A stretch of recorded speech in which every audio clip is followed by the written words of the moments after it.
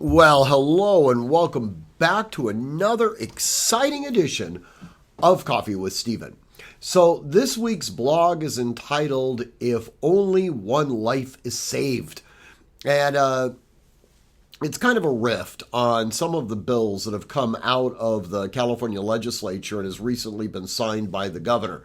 This would be the so-called Glock ban, along with the only 3 guns in 30 days, sort of the gun rationing scheme that's already been deemed to be unconstitutional.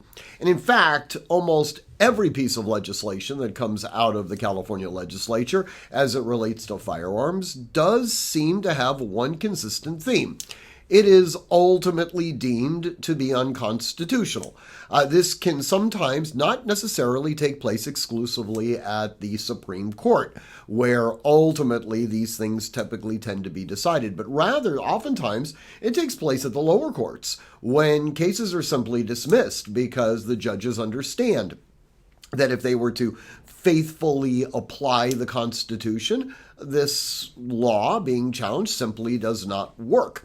So the question sort of came about from one of my clients. They said, California is always claiming to have some level of budget crisis or something like that. And how much money is actually spent by the state in defending laws that are, in fact, patently unconstitutional? And it's almost impossible to actually come up with a number, but it's huge. I mean, that would be the absolute basic thing to say.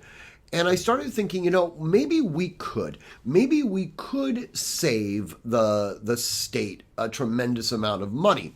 Rather than have them come up with all these different forms of legislation, what if the government were to offer a certain gun buyback? And, since people that are living in California that own guns are now going to be surrendering their firearms to the government, many of them are probably going to be somewhat distasteful to remain in California. In fact, they may want to relocate to, one of the 49 free states. And I thought maybe the California government could help facilitate this. Say $1 million per firearm. The state of California will pay $1 million per gun that you own. Now, you'd have to surrender it, of course, but, if you have, say, 40 firearms, well, you'd be getting a check for $40 million. And, you could use some of those proceeds to relocate to, say, Florida and reestablish your collection in a state like Florida. And after all, if the government is so concerned about human life, well, this seems to be a paltry sum, obviously.